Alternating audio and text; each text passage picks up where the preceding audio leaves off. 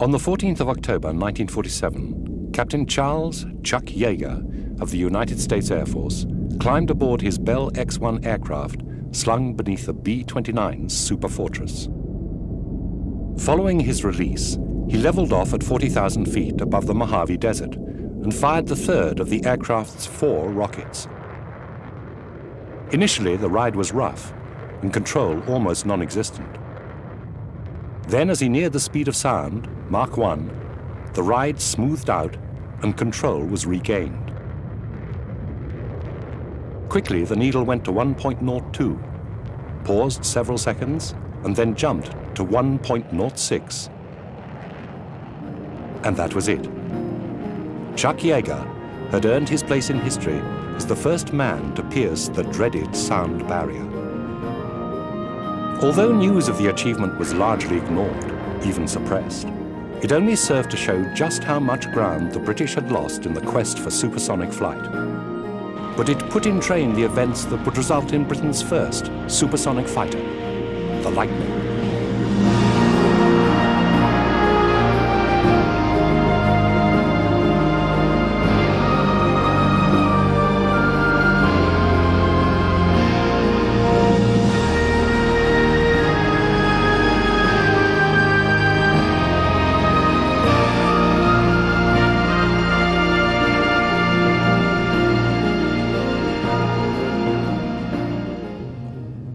By 1942, there had been a number of incidents of pilots failing to pull out of dives whilst locked in combat.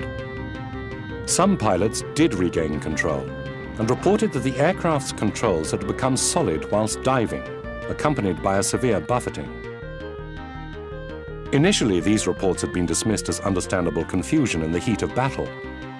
But as more powerful engines became available, the reports began to multiply. At around about the end of 42, when I joined Hawkers, the Hawker Company, Chief Test Pilot George Bullman, and his supporters Ken Smith and Bill Humble, had started to investigate a phenomenon which was occurring on these big new fighters. This was loss of control and a very considerable buffeting and roughness that was experienced when they were diving these airplanes high up. It wasn't happening low down, but if they tried to get these airplanes to dive to their limiting speeds at high altitude, they were running into control difficulties. Aerodynamics specialists working at the Royal Aircraft Establishment at Farnborough had come to believe that the cause of this phenomenon was a change in flow characteristics over the aircraft's surfaces due to the air becoming compressed as it approached the speed of sound. Quite simply, in the thin air at high altitude, the aerodynamics of the aircraft were preventing it from going any faster. As the aircraft reached the thicker air at around 10,000 feet, the pilots were able to regain control. By 1942, the terms supersonic and compressibility were beginning to be used in discussions about these incidents. A new and apparently impenetrable limit had been reached, and fighters were now dived to their compressibility limit as part of their test program. We at Hawkers were investigating why, and we did find during that period, and had established by about mid-1943, that if you got into this frightening lack of control, right into the point where you were actually out of control, it was rolling and diving away from you, despite everything you could do with it. If you stayed there and rode it down from 15,000 feet or so down to about 10,000 feet, the speed of the aircraft relative to the speed of sound as you got into the thicker air reduced. And as that occurred, the shock waves died down and control came back. And so this was known as compressibility. It was a recognized condition by the end of 43, and the designers were very, very busy trying to design the next generation of airplanes which would overcome this problem. But until they did, and it really wasn't until after the war that we got airplanes that would actually cope and get right through this condition. Compressibility was a limitation which all the air forces had to observe, and pilots had to be trained to avoid getting into it. Raising the point of compressibility was only one part of the problem. The other was designing an engine powerful enough to fly even faster. Piston engines had virtually reached the limits of their potential, and so in 1942, British officials began to take a new interest in a concept dismissed by them some years earlier: Frank Whittle's jet engine. Meanwhile, Germany had also been developing a jet. However, by the last year of the war, the Luftwaffe had been beaten back to a point where its only useful role was one of air defense against the Allied bomber formations that pounded German cities by night and day. In this defensive capacity, they were helped greatly by the arrival of the Messerschmitt 262. Its rate of climb meant that it could be scrambled in time to intercept Allied bomber formations. But what came as a shock to the pilots flying fighters like the Mustang and late Mark Spitfires escorting the bombers was the sheer speed of the Me-262. Not only was it nearly 100 miles an hour faster, it could dive significantly faster. The swept wings and jet power of the Me-262 showed that military aviation had reached a new threshold. With relevance to the swept wing was the very high Mach number that could be achieved with it in control, as opposed to any of the Allied aircraft flying at that time. I mean, it was a huge gap, a quantum jump, really. The Germans set about their research in a way which was very effective, and by the middle of the war they were advanced very considerably in terms of aerodynamics and high speed, and they had produced a number of experimental aircraft which would get very, very close to the speed of sound. The first one that was of practical value was the Messerschmitt 262, which was a twin-engine fighter. That in 1943 was streets ahead of anything that the Allies had. It was being built and developed at the time as our Meteor, but it was a better aerodynamic concept. And it was so far advanced that the Germans were able to put it into service in 1944. At the same time, Gloucester was beginning flight trials of its E-28 prototype, which was powered by Frank Whittle's jet engine. Although the specifications had been for a research machine, it was planned to develop the aircraft into an interceptor fighter with fixed guns. The result was the Gloucester Meteor. Although it was only used in defensive operations against V-1 flying bombs, the second most powerful air force in the West had entered the jet age. The Meteor 1, 2 and 3 were inadequate, underpowered and not effective fighter aeroplanes. The Meteor 4, with the Derwent 5 engines considerably uprated, slightly improved aerodynamics, was a better and more capable aeroplane and provided a basis for training the fighter squadrons of the Royal Air Force in the use of jet fighters. Having said that, it was never an air superiority fighter to match aeroplanes like the North American Sabre or the MiG-15, but it was, for the late 1940s, it was a good step forward. It was a reliable aeroplane, and it trained the Air Force to fly formation in jets and do high-speed intercepts and so on. There was, however, more to the beginning of the jet era than the introduction of this new and greatly increased source of power. Compressibility remained a problem, even with jet power. The challenge was now to produce designs that were aerodynamically capable of controllable flight at even higher speeds. And so the period immediately following the Second World War was one of change and excitement in aviation. The Allies lost no time in scrutinizing German research data on transonic aerodynamics. But the race to go supersonic was all but over, even before Chuck Yeager began his historic mission. The British government had cancelled the Miles M52, a research project begun in 1942, but now in its final build phase. The aim had been to design an aircraft capable of going supersonic.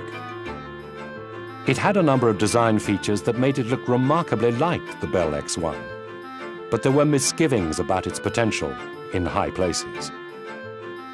The official reason was that the cost was too high, and besides, flying through the sound barrier would be too dangerous for the pilot. When the news came, I was absolutely shattered.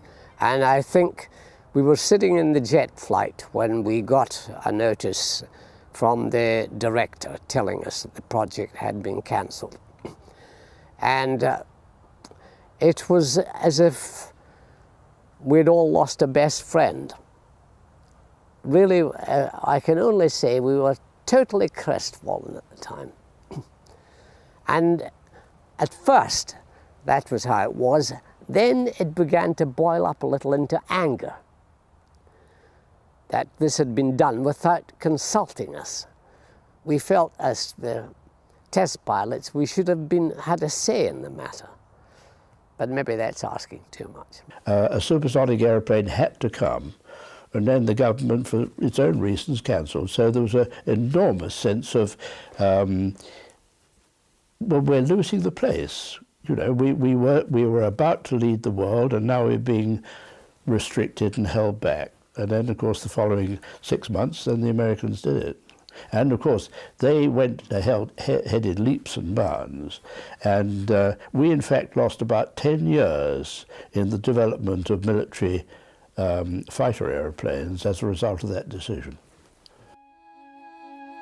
Meanwhile, the RAF soldiered on with its Meteors and de Havilland Vampires, which had come into operational service in 1946. Despite its outdated design, the Meteor went on to set the world speed record in 1946 of 606 miles per hour. However, it was becoming clear that the West faced a new threat to peace from Soviet Russia and her satellites in Eastern Europe. Russia had been massively hurt by the war, and its leaders and people never wanted to have such pain inflicted on it again. For this reason, she began a program of rapid modernization of her armed forces. In particular, the Air Force benefited greatly from help given to her by her former allies. B-29 bombers, formerly belonging to the US Air Force, provided the basis for a new long-range bomber force. Then Britain provided the Soviets with a batch of Rolls-Royce jet engines. Soon, the Russians had a transonic jet fighter of their own, the MiG-15. Soviet intentions became even clearer when in December 1947 they mounted a blockade of Berlin. The Iron Curtain had come down across Europe. The Cold War had begun. To compound their problems, the RAF were horrified when Australian Air Force Meteors were shot out of the skies by MiG-15s during the Korean War. However, in Britain, the chiefs of staff had already begun to respond to the threat. An order for the North American F-86 Sabre had been placed to fill the gaps in the country's air defenses, while new British-built swept-wing fighters were being designed. Like the Sabre, they would be capable of even greater transonic performance. At the same time, Britain's first jet bomber, the Canberra, began its flight testing. The Canberra was built by the English Electric Company, under the leadership of Chief Engineer E.W. Teddy Petter. The Canberra had been specified as a replacement for the Mosquito. However, it became clear during the design process that this aircraft would have superior performance to all of the RAF's current fighters. It was capable of flying at 55,000 feet, at almost 600 miles per hour, well beyond the range of any interceptors. Whitehall was not convinced. In the fullness of time came the summer exercises, whereby traditionally Bomber Command would set up attacking forces coming in from the Low Countries to be intercepted by the fighter defences of this country. And it became very, very apparent that when the Canberras came in, that the Meteors weren't going to get anywhere near them. And progressively, the Canberra force was ordered to come lower and lower and lower until the Meteors could actually catch them. And they actually had to come down to about 30,000 feet before they could do that. By 1948, the company had achieved a turnaround of opinion in Whitehall, and the go-ahead was given for a design study for a fully supersonic fighter, the P-1. In the discussions in 1948 about the future fighter, I was asked as a chief test pilot what I felt about the practicability of flying at supersonic speeds on intercepts and in combat. And I said I didn't think there'd be any problem because it was all a question of relative speeds, and that the only thing we had to resolve was controllability, and we had to had to overcome the problems of compressibility and make the aeroplane fly as accurately, as smoothly and precisely at supersonic speeds as the current generations were at subsonic speed. The P-1 evolved over a period between 1949 and 1953 against a background of hazardous research into supersonic flight. De Havilland had developed an unusual tailless design, which later became known as the Swallow. The death of Geoffrey de Havilland whilst testing the Swallow led to this project being cancelled. But not before John Derry became the first pilot to fly a British plane through the sound barrier, albeit in a barely controllable dive. At the same time, Supermarine had developed its 510 prototype into the Swift. Although Swifts entered operational service with the RAF, they only ever received lukewarm support. Finally, Hawker had developed its P-1052 into the Hunter. This aircraft had become the best of the series, with the ability to maintain a speed just below the speed of sound in level flight. By 1954, Hunters were replacing the North American Sabres as the RAF's frontline interceptor. Whilst these aircraft could, on occasions, pierce the sound barrier in a dive, it had become clear that this era of fighters with relatively thick wings swept at 45 degrees and high tailplanes would not produce a truly supersonic fighter. I think the period from 1945 to the end of the 40s was a period where the Air Force was putting up with the new jet aeroplanes, because they're jet aeroplanes, and everybody needed that sort of speed, and so these airplanes had actually outpaced the fastest piston engine fighters. Having said that, I think we would have been badly placed if a war had occurred at that time, because I don't think they would have been found to be very effective. From the 50s onwards, the Hunters came into service, which was a very, very fine subsonic fighter. The Americans had the Sabre, which was a very fine subsonic fighter, and the British started to have the Canberra, which was the world's best twin-engine jet bomber. So it all changed pattern from difficulties and mediocrity in the late 40s to getting to grips with the world's best aeroplanes by the 50s. Petter and his team set about designing the aircraft known as the P-1, using all the experience from wartime Germany and post-war America. Firstly, the P-1 had a slim, low-drag fuselage with a nose air intake and ducts passing below the cockpit. Two Armstrong-Siddeley Sapphire axial flow engines, each capable of producing 7,000 pounds of thrust, were mounted in the central fuselage, one above the other. However, in order to avoid too much engine weight aft, the lower engine was located well forward of the upper. This layout meant that the P-1 had twice the thrust of a single engine with only around 1.5 times the frontal area. Unlike any aircraft flying at the time, it had a radical shoulder-mounted wing, swept to 60 degrees. These wings were incredibly thin, but immensely strong.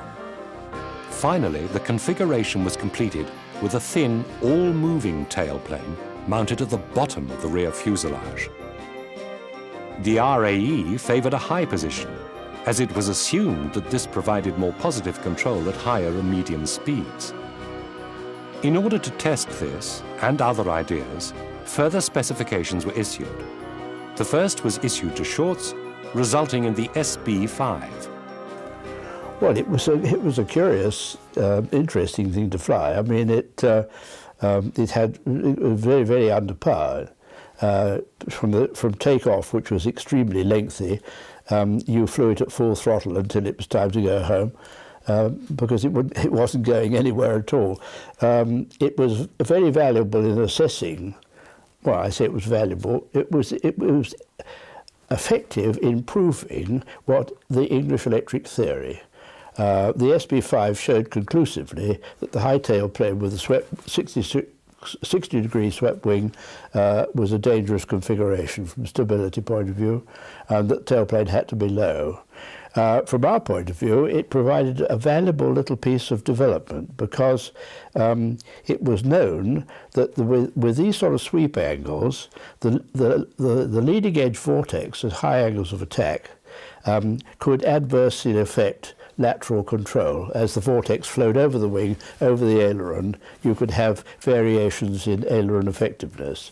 The RAE had already identified this and were recommending to Wharton that we should have big wing fences on the P1, like the Hunter.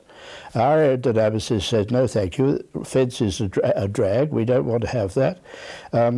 We will create a pressure fence by cutting small chordwise slots on the leading edge of the wing in areas which were needed for inward vent valves for the fuel tanks. They put the intakes to the vent valves at the back end of these slots, and the slots in fact effectively transferred airflow up over the wing, controlling the vortex as you got to a high angle of attack. We tested this on the SB5. It worked like a charm. We could go from the variations in aileron effectiveness without them at high angles of attack to no variations at all with these chordwise slots. So we cut those slots in the P1 for the first flight, and they remained on the Lightning for the whole of its life.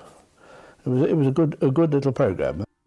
A second specification was awarded to Fairey and called for an even more radical aircraft, which would explore the possibilities of a delta wing in supersonic flight. Christened the FD2 following Fairey's earlier experiments with this layout, the aircraft proved to be very temperamental to fly at subsonic speeds. However, the aircraft went on to set the absolute world airspeed record of 1,132 miles per hour in 1956. It was then passed over to the Bristol Aircraft Company, where it was used as a test bed for ideas that were being developed for a new supersonic transport aircraft, Concorde. Through all of this, English Electric quietly got on with developing the P1, and on the 4th of August 1954, Chief Test Pilot Roland Beaumont finally took off for a full flight. We'd done a week of taxiing to test the brakes, test the steering, more importantly to test the drag chute, the braking parachute.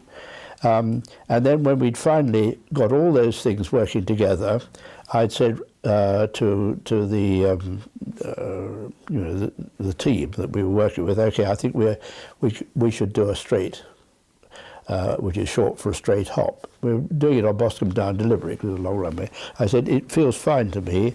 We've tested it to nose wheel lift. I'd like to do a straight before we commit ourselves to flying, and let's do that next time. So we then went out and did a full power run up, accelerate to nose wheel lift, which we'd established previously, held it in nose wheel lift till it accelerated another 10 knots, felt it break ground, eased the stick forward, held it parallel at probably 5 to 10 feet for 500 yards, and then eased it down. And then, so we then established that it broke ground comfortably, it was stable in flight, and more importantly, we were doing the first landing before we did the first flight. And that all is a great confidence builder, and so you knew how it was going to land. So on flight 1, I'd virtually been there before, so that I was looking forward to flight 1 with great anticipation. And it all went according to plan in every technical way you could think of. Then, on only its third flight on August the 11th, Beaumont took the P1 past Mach 1. Britain now had a supersonic aircraft.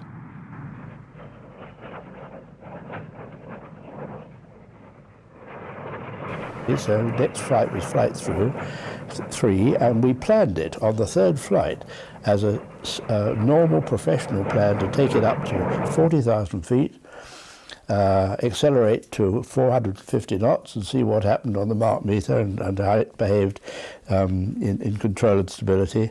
And somewhere around about Selseyburg, going up the channel on a bright sunny day, the Mach meter went to a dynate as it had before, hesitated there for a very short time, then swung up to 1.02 and we were supersonic.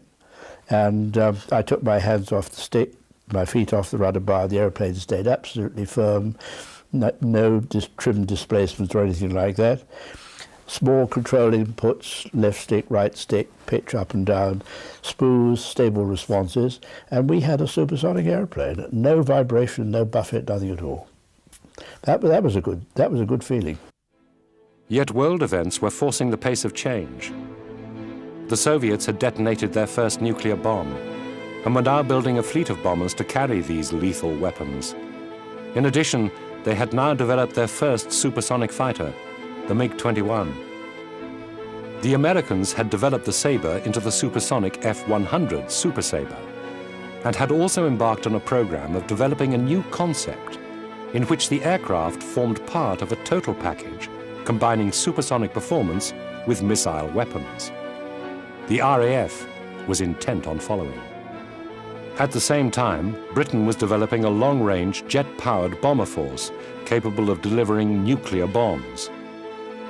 It was envisaged in a white paper delivered in 1957 that these V bombers would form Britain's deterrent force. At the same time, the defense of their bases, and indeed the whole of the United Kingdom, would ultimately be entrusted to surface-to-air missiles.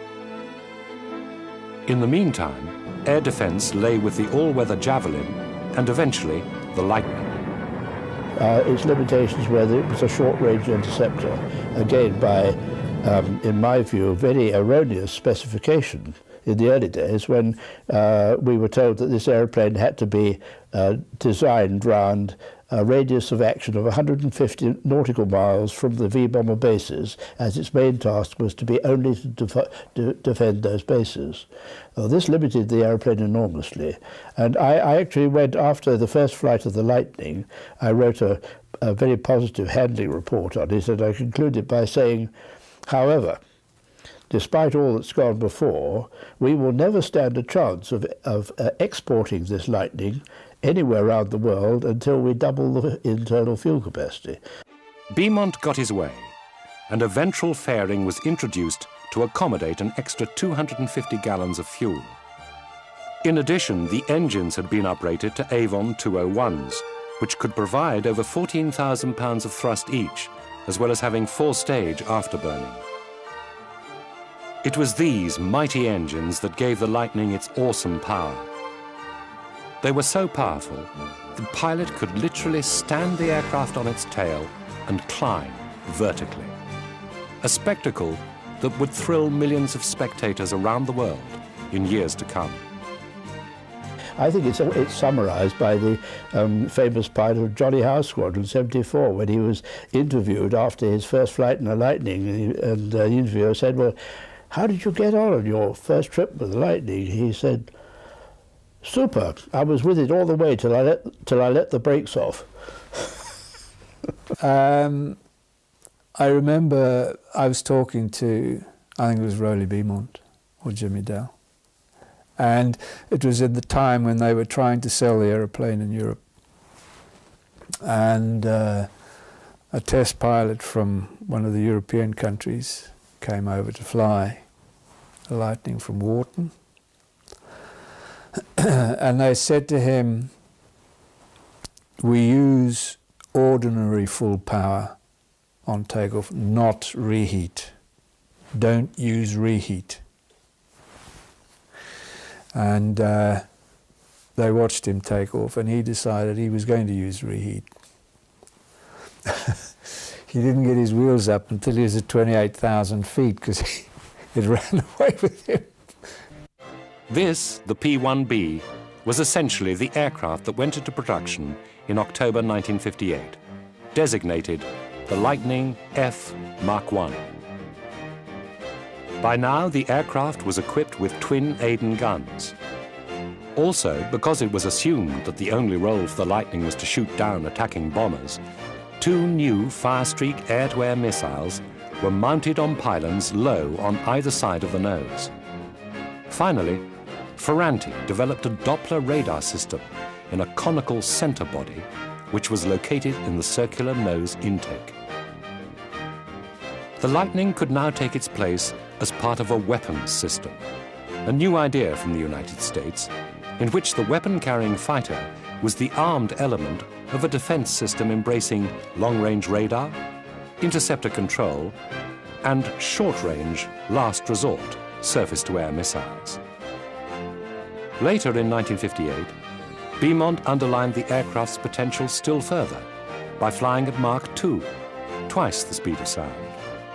And when we got up to around about 98%, we knew we were just about to get to Mach 2, and that was a jolly interesting occasion because it was a target, and it was also fascinating to see that the aeroplane was behaving just as it had been, even subsonic. It was quiet, it was smooth, it was responsive.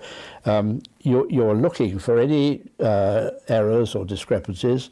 Engine instruments were fine, the temperatures were in limits. And then we got to Mach 2, and it could almost be an anticlimax because there was Mach 2 on the gauge and nothing else was happening. But then there were tests to perform, again, which could be interesting because you had to establish whether the aeroplane was still stable directionally, where it might be starting to get difficult. That was positive. Then we were running out of fuel, haul the power back, turn it back to base, and we were descending on this lovely clear day by this time over the Lake District, having gone right round through around Dumfries and right round to Windermere in this supersonic turn. We were then subsonic and coming home with Britain's first Mark II aeroplane, so it was a good flight. The first squadron to receive the Mark I in June 1960 was number 74, Tiger Squadron at Coltishall, under the command of squadron leader John Howe. To go from subsonic to an aeroplane that was capable of Mach 2 in level flight was quite a jump, And of course the introduction of a weapon system that was so more complex and effective than we'd had in the past was a big jump. The intention was to gain experience in integrating a supersonic interceptor into Fighter Command's key Eastern Sector defense structure. The task was enormous, particularly on the ground crews, who had to keep these complex new fighters serviceable. All new aeroplanes have teething problems, and the Lightning was no exception. As I recall, the main problem with us was electrical, one way or another. And the supply system hadn't yet caught up with this change. I mean, it was the introduction of a new aeroplane, new system, new parts, and everything was new. And consequently, with the aeroplane having these electronics go wrong so often, the supply wasn't keeping up. So we got a tremendous amount of help from English Electric on this, and I would ring Rowley Beaumont or Jimmy Dowell and say what had gone wrong and the part I needed, and they would say, well, yeah, come and fetch one. So we'd send a Meteor or the Hunter 7, fetch the part, get the Lightning back in the air, and we carried on like that. Additional pressure arose from the need to display the aircraft in order to stimulate potential foreign sales. 74 were ordered to have a 4-ship display team ready to fly every day at the Farnborough Air Show in September of that year. It was a tough order, because they still didn't have 4 serviceable aircraft, at least not at the same time. From the point of view that we couldn't get on with our operational training as we wished, but it was fun and we enjoyed it. Getting 9 aeroplanes in the air and having 12, the whole lot serviceable to choose from, was quite a feat on the part of the ground crew. But I worked out that to train a formation aerobatic team of 9, I only needed 3 aeroplanes, because nobody has more than one between him and the leader. So if they could give us 3 to train for formation aerobatics, I could work up the team, and the other aeroplanes would provide the operational training for the conversion. Now the RAF shows off the Lightning, its first supersonic Come fighter. September, 74 was there, ready to impress the crowds at Farnborough. Their display established the Lightning as a firm favourite on the airshow circuit throughout the aircraft's service life.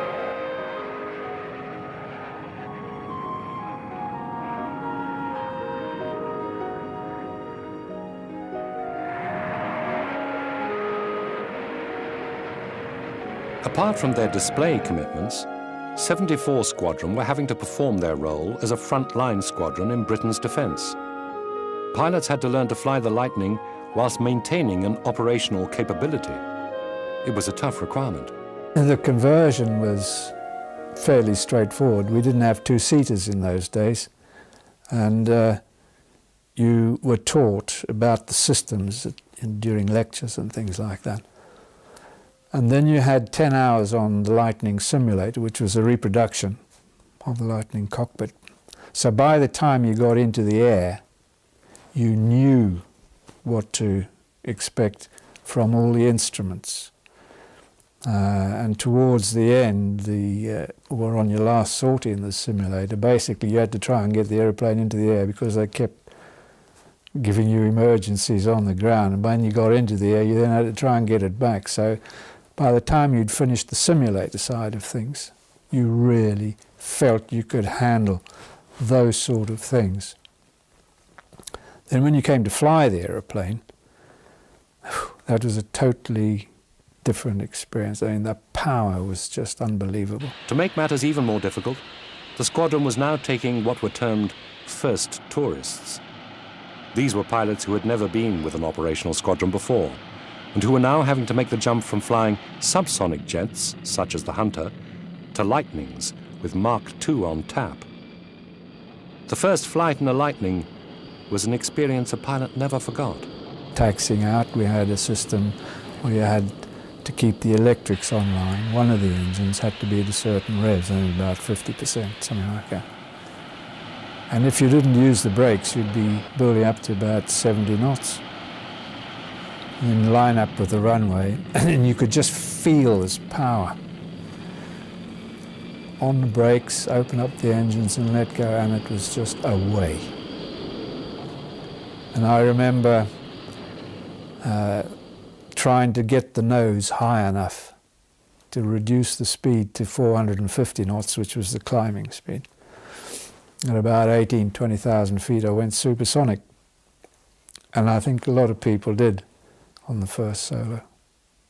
But it handled beautifully. It was a super airplane to fly. When you took off from Coltishall, you had a very rapid rate of climb, and in the radar centre there would be a light come up to warn them that an aircraft was taking off from Coltishall on a climb. I decided one day to do a timed climb to 30,000 feet. And so I put reheat in and let the brakes go and set the stopwatch going. And I was passing 12,000 feet when air traffic called me and said, check at 15, friction ahead. I immediately replied, sorry, now passing 18. And we got to 30,000 feet in 1.5 minutes in reheat. But it was a great aircraft to fly, the last of the great sports cars, many people will tell you. It was built to fly with delightful handling characteristics.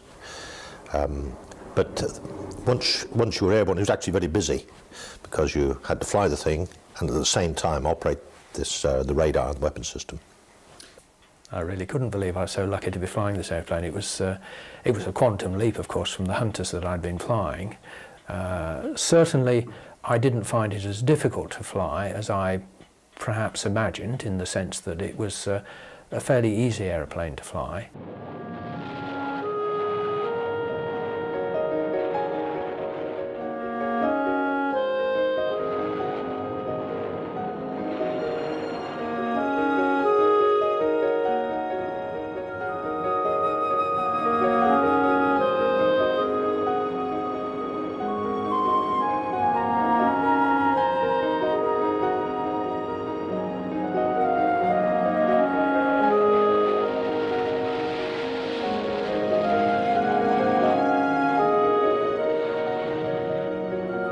The lightning's Achilles heel, its lack of endurance, was a constant concern, and the aircraft would have proved totally inadequate had it been necessary to reinforce RAF commands overseas. However, the technique of in-flight refueling had been perfected, aided by an availability of Valiant and Victor bombers converted to do the job. Converting the Lightnings in order to take advantage of this capability was fraught with difficulties. Firstly, there was the question of where to put the probe. When we first saw the probe mocked up in the mock-up at Wharton for the Lightning, the probe or the Lightning, I couldn't believe what I was seeing. This was one of the few occasions when there hadn't been direct coordination between the design department and the flight department, where normally all flying matters there was sort of interchange of views.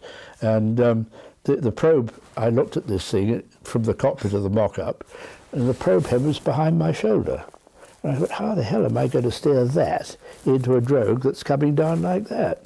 And I pointed this out to the designers. They said, oh, well, nobody's objected before. So I said, well, I'm objecting now. They said, too late, we've already issued the drawings. So I said, well, you're going to have to change the drawings, aren't you? And we had a hell of a row about that, and eventually got it extended forward so you could see the probe head in the windscreen where it ought to be.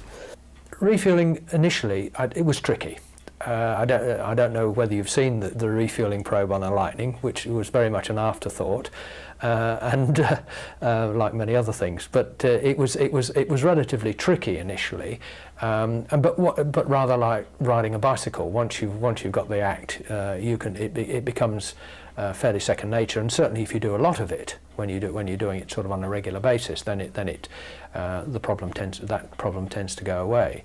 The problems with the original flight refueling of the Lightning was that we were refueling against the Valiant tanker first of all, and then the Vulcan, which had only at that stage a centerline probe and drogue. Sorry, not a centerline probe, a centerline drogue with a big basket, which of course was effectively designed to refuel other V-bombers. So you had this enormous basket into which you stuck your little Lightning probe, and if there was anything of a wiggle on this hose, it would just literally whip the end off your probe, and that was it.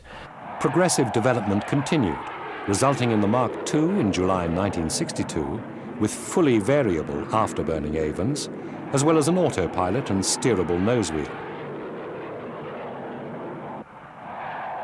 This was followed by the Mark III.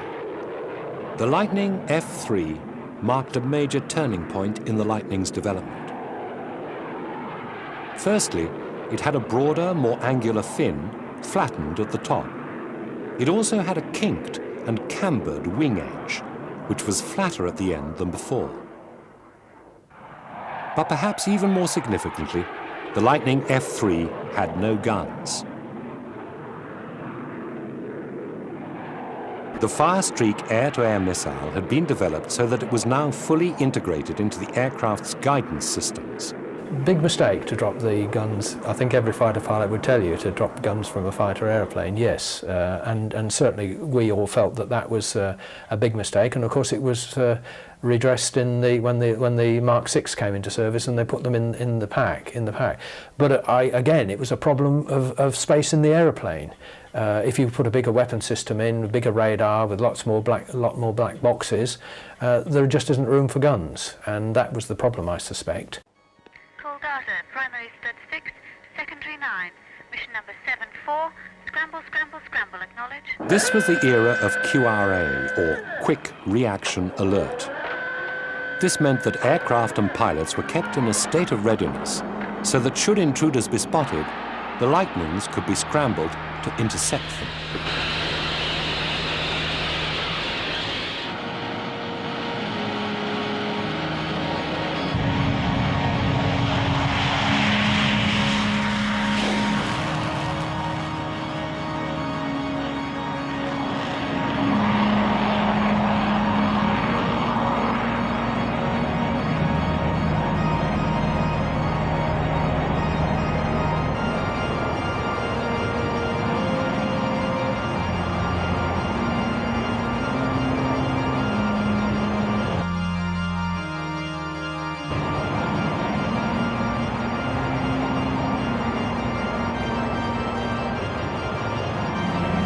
our role was to intercept far enough out over the North Sea, basically high or low level, to prevent them from firing missiles at us.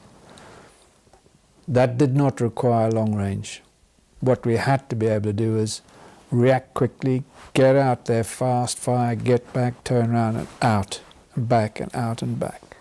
The Lightning Force was much better looked after in the sense that we did most of our QRA from crew room readiness initially, and then eventually, of course, they built the QRA sheds where you were very well looked after. The aircraft was covered, catered for, you had sleeping facilities, so it became quite a pleasant environment in that, if you can call sitting QRA a pleasant environment, because of course for quite a lot of, for the time you're on QRA, you're dressed in your flying kit.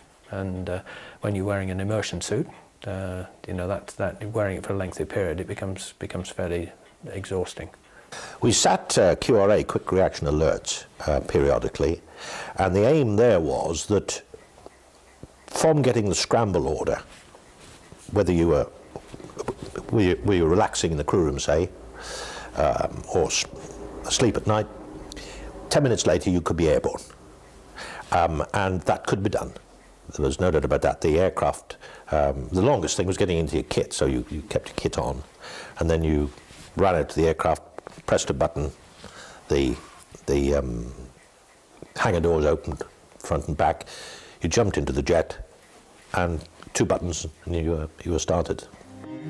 74 Squadron was now based up at Lucas, responsible for patrolling the vast areas of the North Sea, particularly the vital gap between Western Scotland and Greenland.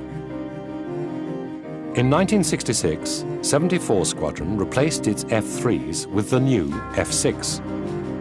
Firstly, the pilots got their machine guns back. For the F-6 could carry combinations of armaments in special packs. The new aircraft had a much enlarged ventral pack, which contained a fuel tank holding 610 gallons.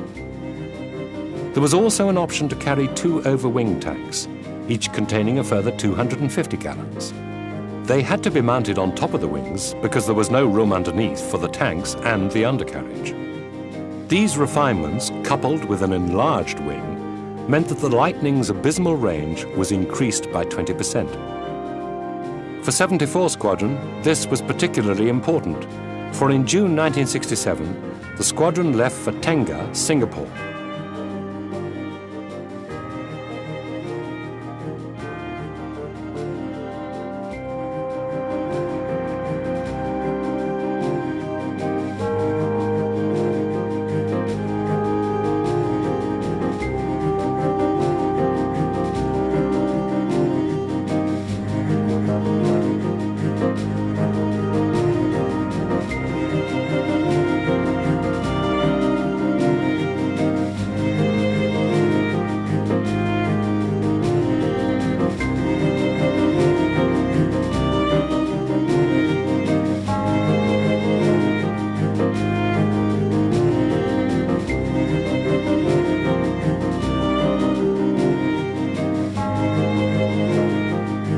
Operation Hydraulic was the largest in-flight refueling operation to have been carried out by the RAF up to that point.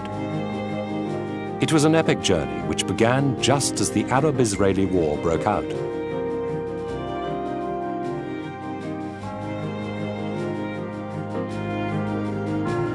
The leg from Cyprus to Mazara proved to be particularly hazardous, as their route took them over Turkey and Iran.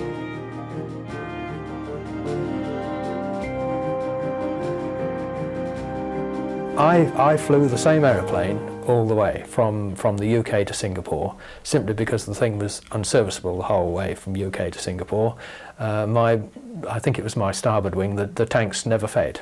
The fuel I took had the same fuel when I arrived in Singapore as I left Lucas with, and so the aeroplane was basically unserviceable the whole way.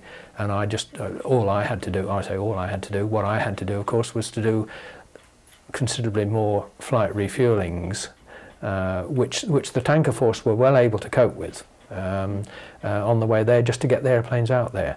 And we arrived, again from memory, we arrived on the right day about 30 minutes later than actually planned 6 months before. So I got there with my 3 aeroplanes virtually on day, on time. And that to me was a tribute to the success of the planning, particularly by the tanker force.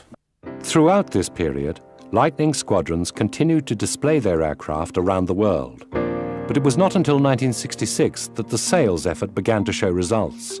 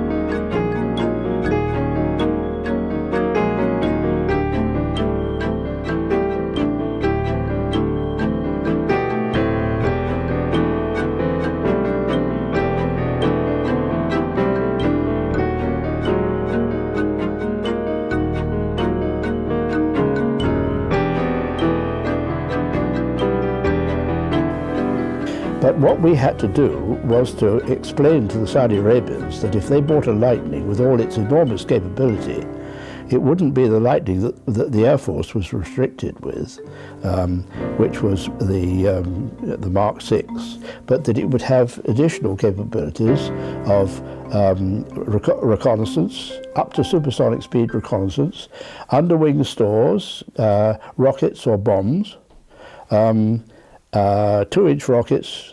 It was a multi-role airplane, and overwing tanks as well. We had done all of these things separately. Now we were going to bring them all together, except for the Vinton camera pod, if the Saudis wanted it. They came over and they did an evaluation. They said, we will not entertain thoughts of having your airplane until our test pilot tests it, you see. And they sent a chap over by the name of Captain Hamdan and said, we will fly your Lightning. And we said, okay, fine. What experience has he had? And they said, oh, he's current on Sabres. And I said, yes, well, that's all right. A Sabre pilot could convert onto a Lightning with some dual. There won't be time for that, the Saudi authorities said. He'd do one dual flight and then one solo flight in the Lightning. And during that solo flight in the Lightning, he must go to Mark II. So this was a chap who was going to do his first flight on a solo flight on a Lightning and go to Mark II on one flight. I mean, it throws the Lightning conversion unit at Coltishall and things into complete disarray, a thought like that. The Lightnings exported to Saudi Arabia and Kuwait were variants of the Mark VI, but with ground attack capability, as well as versions of the two-seater T5.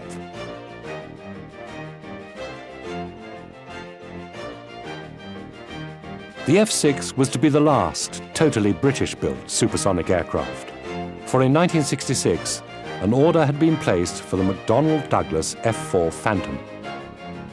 Whilst the aircraft's design was already 14 years old, it was well proven in combat in Vietnam. It was while locked in combat with the North Vietnamese MiG-21s that the American pilots learned the value of a machine gun. Well, for conventional fighter pilots, they couldn't see the point of a fighter without guns, because they felt that it was most likely that you'd come up against other fighters.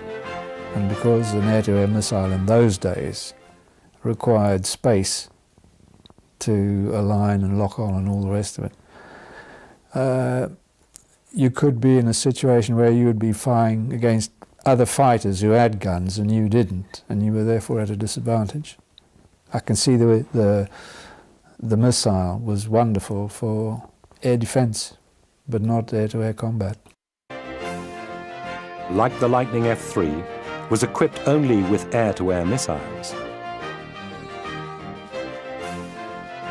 The MiG-21 which was in many respects a Russian Lightning, was far more maneuverable and could turn in tight enough to shake off the missile. The defenseless Phantoms made easy targets. The Americans soon learned their lesson, and Phantoms were subsequently fitted with guns. But would the Lightning have made a good dogfighter? Yes, the Lightning was a very good dogfighter. It had the power. It had the ability to turn very, very sharply. It could accelerate. It really was, I thought, a good dogfighter, yeah.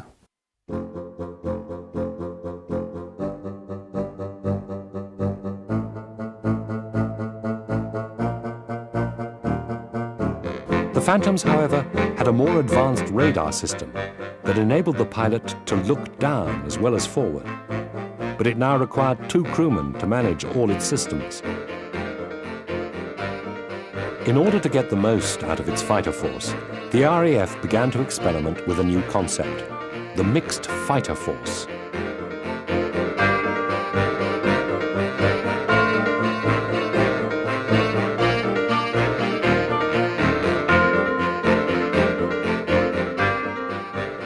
The strategy was for the Phantoms to use their look-down capability to seek out bomber formations or ground targets, while the Lightnings used their look-forward radar to seek out interceptors. As both aircraft had similar performance, the combination worked well, but their days were numbered. We were complementary. I think each aircraft is complementary to another, and the requirement effectively is to use the force in the best possible way, either by operating them together or in a combined sense if you can. And towards the end of my time at Binbrook, then we got into the mixed fighter force, because at the time they were introducing the Hawk, which was the jet trainer,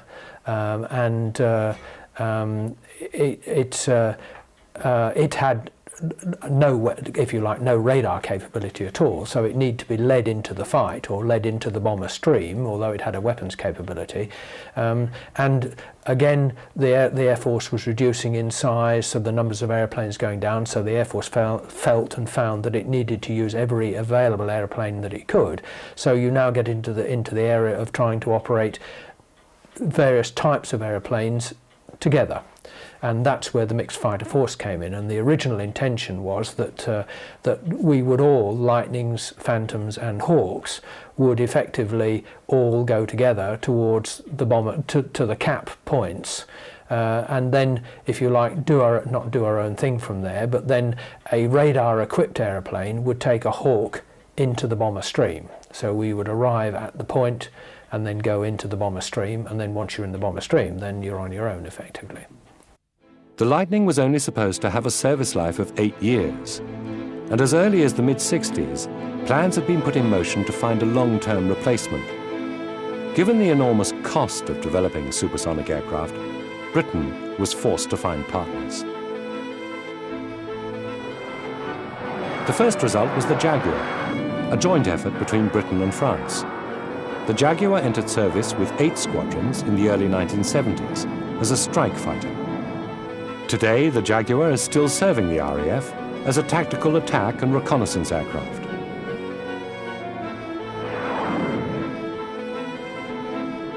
But perhaps the most impressive of these work-sharing schemes was the Panavia Tornado. Although originally planned as a replacement for the Canberra, the design was flexible enough to allow it to be adapted as a missile-armed interceptor fighter. Today, the Tornado F3 is the mainstay of Britain's aerial home defence.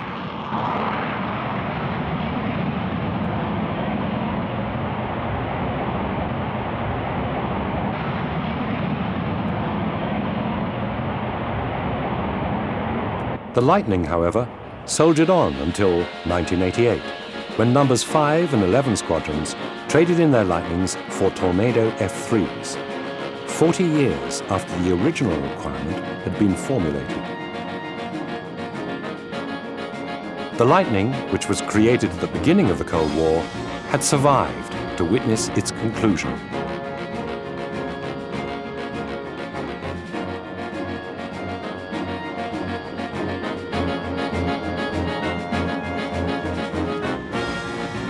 Today, the Lightning is remembered for its blistering performance, a performance that even some of the most advanced fighters in the world cannot match. Yet the Lightning set more benchmarks in aircraft design than speed alone.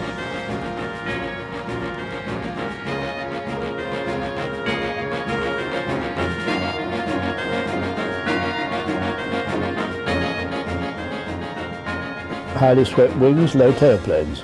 They've all got them. You have a look round all the jets, the exotic Russians, F-16, F-15, excluding the French, which is another matter, the EF-2000, they all have swept wings, low tailplane. And that is a legacy of the Lightning. The Lightning started the fashion, and that's the way they'll always be. Unless you go to a pure Delta. I think that we had hoped that we would go through the sound barrier in level flight as opposed to a screaming dive downhill. I mean, the Hunter could go through the sound barrier downhill, and the American similarly in their Sabre, etc. But to go through it in level flight, that is an achievement. And it was certainly at that time. And I think it made every Briton proud, every man that was involved in aviation anyway. Oh no, I think the Lightning is a nice little milestone in our aviation history. I think the legacy of the Lightning, as far as our Royal Air Force is concerned, is that it did bring technology to the forefront of the people that had to fly it, service it, operate it, control it in the Sector Operations Centre. It was a high-tech beastie for its time, and luckily our very senior officers now, both aircrew and engineers, were brought up with that concept. So I think it probably made our Air Force much more, or helped to make us technology conscious rather than frightened of technology. That's just my view. I would have thought that certainly in terms of recognition that you need an airplane with a dogfighting capability or an air combat capability, that's been seen to be a continuing requirement, and we're now into Eurofighter, because with the, if you like, the Phantom and then the Tornado F3, I haven't operated the Tornado F3, know very little about it, but reputedly it doesn't have, it wasn't designed, doesn't have that sort of capability. Also, the need, if you like, for the supersonic dash is still seen to be there, and aerodynamically I'm sure the Lightning contributed to that.